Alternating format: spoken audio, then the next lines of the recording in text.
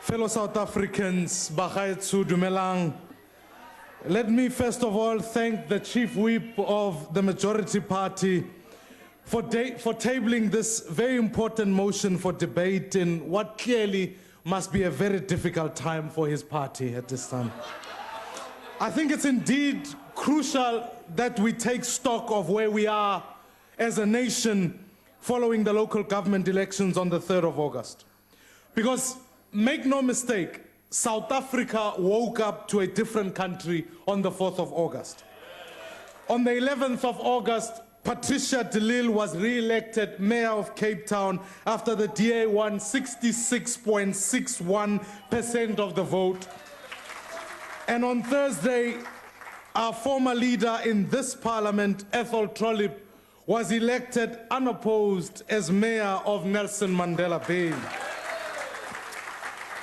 On Friday, Solim Simanga was sworn in as the mayor of our nation's capital in Tshwane.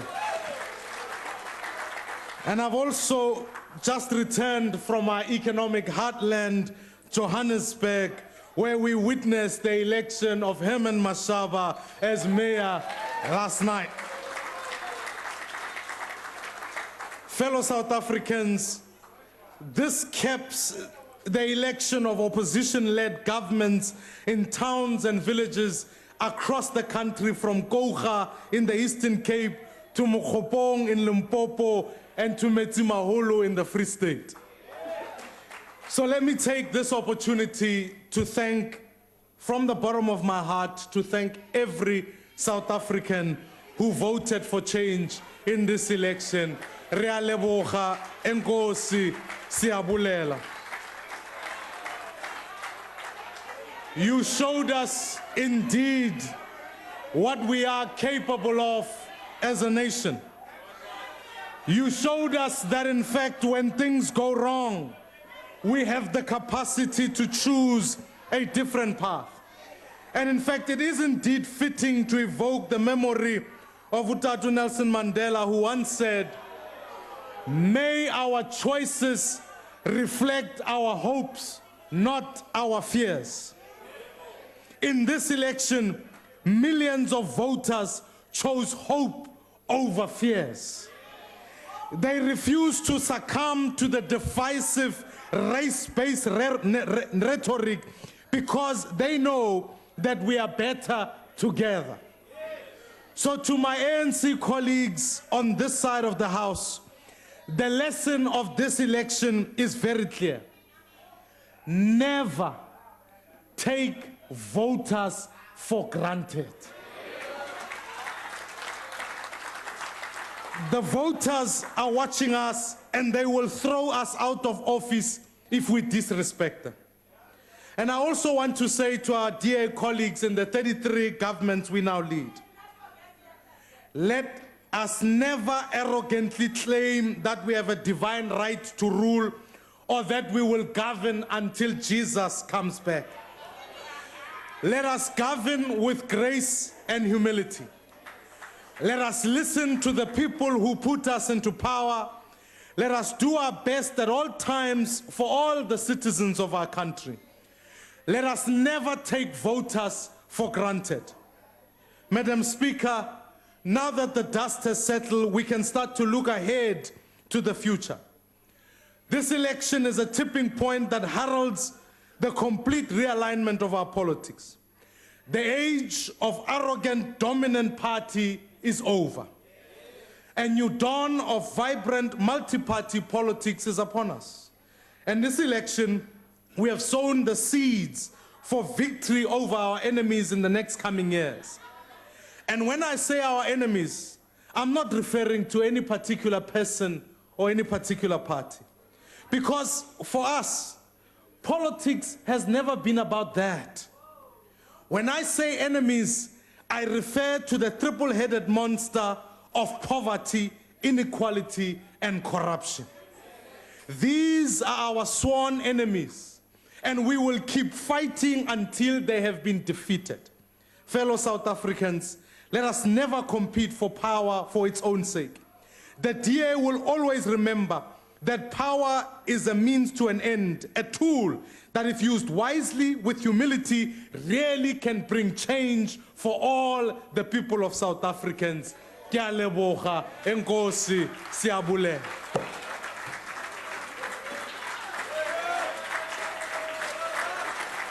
The Honorable Malema. Thank you very much. Let me take this opportunity to thank the South African voters for having engaged in peaceful elections on the 3rd of August, ushering in a new era. I particularly thank those who voted for the EFF because the EFF is the only party that moved from 0 to 8%. Because in 2011, the EFF did not even have a single vote. So anyone that knows that 8% is not an easy thing for a new organization of 3 years will appreciate that indeed this organization is growing. Our people, Honorable Jackson Mutembu, rejected the ANC. The ANC was not rejected by the EFF. The voters rejected kleptocracy. Now I hear people saying to us that we are voting with a white party from the ANC. But you forget that you governed in a government of national unity with the National Party. The murderers themselves, you even made de Klerk a vice president, a man who presided over the genocide of black people. You gave the National Party Minister of Land, Minister of Finance, Minister of Mines. Sitting in these benches, they are people who come from the National Party. Who are you to educate us about white people when you were so prepared to embrace murderers, the people who continue to kill black people? Now people say to us, why do you vote for white people when you say you are fighting against white monopoly capital? Hey, the country is collapsing. I cannot keep on saying we are fighting white monopoly capital because after defeating white monopoly capital, there will not be a country to inherit. You will have collapsed this country. So this is an emergency. We had to pause and rescue this country first and continue to fight against white supremacy and against white monopoly capital. So that when we defeat white monopoly capital, we will find a country called South Africa. Under the ANC, South Africa is dying a slowly yet surely death.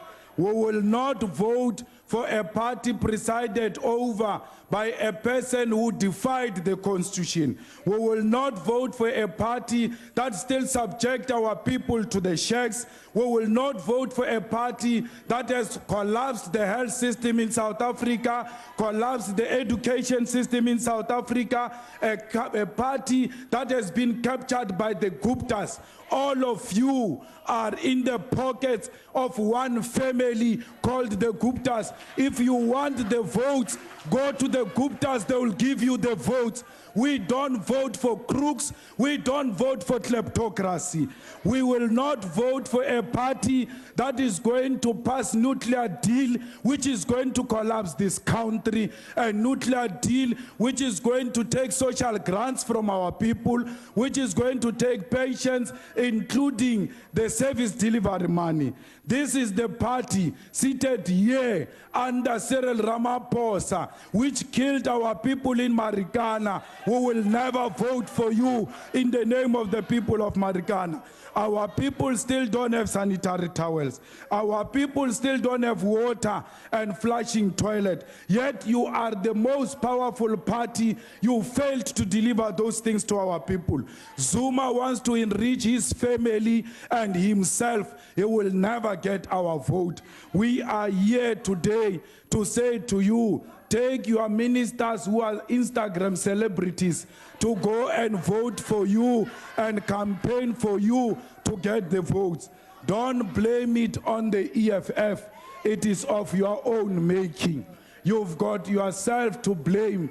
I did not take the votes away from you. You are self-destructing and you will have yourself to blame. Where is free education? We gave you 6% to take the land. You refused it. Now those who want to sound more black consciousness, they say to us, you can't disrupt the ANC and vote for the DA or the opposition. When we voted against the ANC, we were Malema, not your time has disrupting the expired. land question.